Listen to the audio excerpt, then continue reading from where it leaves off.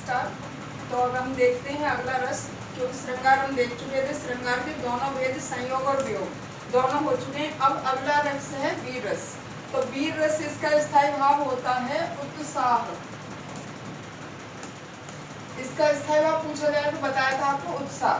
श्रृंगार का रति, वीर का उत्साह। उत्साह रस की उत्पत्ति या उत्साह की उत्पत्ति कब होती वीर रस की? यहाँ देखो, तो वीरतापूर्ण वचनों को सुनकर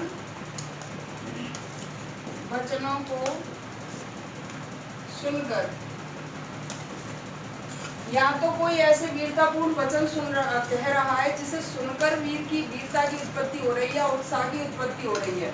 जैसे आपने देखा होगा कि सुभाष चंद्र बोस ने जब भारतवासियों से कहा था कि तुम मुझे खून दो मैं तुम्हें आज़ादी दूंगा, ये शब्द सुनते ही सारे बड़े बूढ़े बच्चे सब उनके साथ हो लिए थे। तो इसी तरह से कोई भी पंक्ति आ जाए जिसे सुनकर उत्साह उत्पन्न हो तो वहाँ होता है वीर रस। वीरतापूर्ण वचनों को सुनकर। अब शंखनाद या रणभेरी की ध्वनि, शंखनाद या तो शंख का स्वर या रणभेरी की ध्वनि, तो उसको सुनकर, ध्वनि को सुनकर जो उत्साह उत्पन्न होता है उससे वीर रस की उत्पत्ति होती है।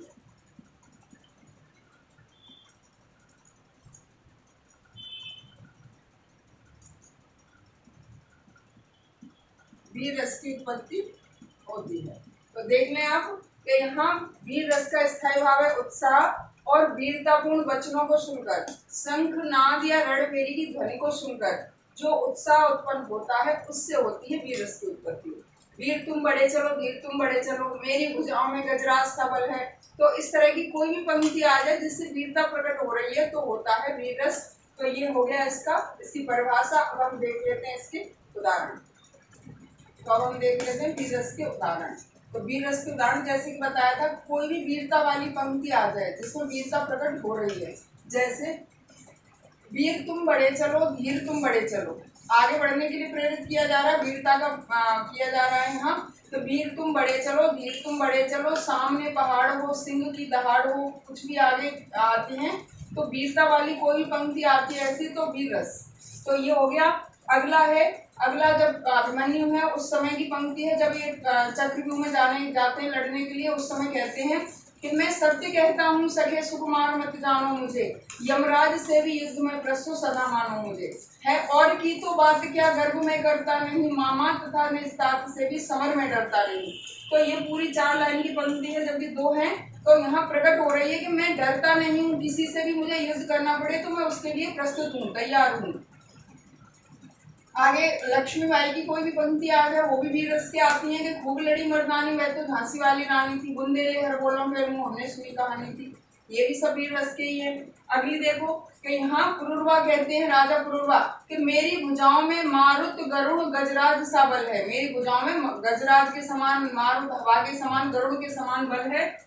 यहाँ चेतक के बारे में कहा गया है, जो राणा प्रताप का घोड़ा था चेतक, उसके बारे में कि रणभीच चौकड़ी भर भर कर चेतक बन गया निराला था, राणा प्रताप के घोड़े से पड़ गया हवा का पाला था। तो ऐसी कोई भी पंक्ति जिससे वीरता प्रकट हो रही है, वीरता का परिचय दे रहा है पंक्ति, तो वो है हमारा वीर रस, और इसका स्थायी भाव होता है उत्साह। तो ये हो गया वीर रस। वीर के बाद आगे हम देखते हैं करुण रस। तो करुण का अगला देख लेते हैं। तो हो गया वीर रस, दूसरा है करुण रस। करुण रस का स्थायी भाव है शोक। तो यहाँ करुण का शोक। करुण रस में क्या है कि कोई भी वस्तु है या व्यक्ति है, दूर चला गया है या नष्ट हो गया है, मिलने की कोई संभावना नहीं है, वहां होता है करुण रस। तो यहाँ करुण रस स्थायी भाव है शोक। प्रिय वस्तु या व्यक्ति के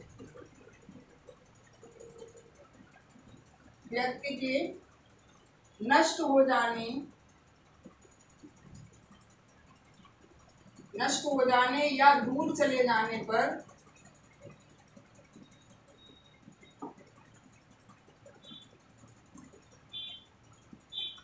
दूर चले जाने पर, अब दूर चला गया है लेकिन दूर में भी ये है कि आने की कोई संभावना नहीं है, क्योंकि यहाँ वियोग में भी आपने देखा श्रृंगार रस में कृष्ण दूर चले जाते हैं लेकिन वहां आने की संभावना थी। वहां सखियों को, राधा को ये लगता था कृष्ण वापस आएंगे, भले वो नहीं आए थे। लेकिन यहाँ तो व्यक्ति है तो मर चुका है, वस्तु है तो नष्ट हो चुकी है, मिलने की कोई संभावना नहीं होती है। तो नष्ट हो जाने पर या दूर चले जाने पर जो शोक उत्पन्न होता है,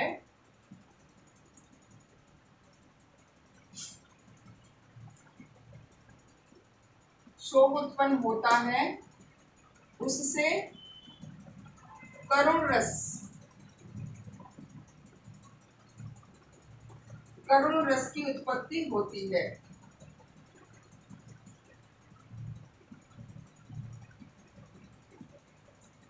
तो देख लें आप कि यहाँ स्थायी भाव, करुण रस का स्थायी भाव है शोक।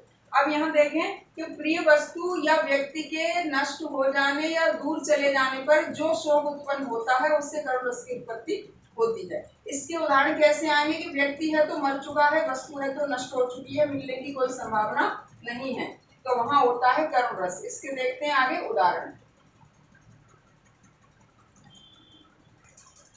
तो हम देख लेते हैं करुण रस के उदाहरण।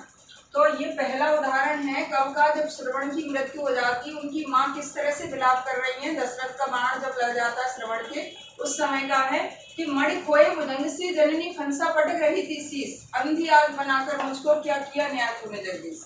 तो यहाँ मणि खोए, जैसे किसी सांप की मणि खो जाती है तो वो फन पटक पटक कर मर जाता है, उसी के समान मणि खोए भुजंग सी जननी फंसा पटक रही थी शीश, जो माँ है वो फन के समान ही शीश को पटक रही है और ईश्वर से कह रही है कि अंधी आग बनाकर मुझको क्या किया न्याय तूने जगदीश।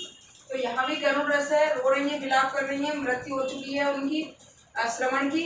अगले में राजा दशरथ की मृत्यु हो गई है, उसका वर्णन है कि शोक विकल सब रोमहि रानी, रूपशील गुण तेज बखानी, करहि विलाप अनेक प्रकारा और परे भूमि पर बारह बारह।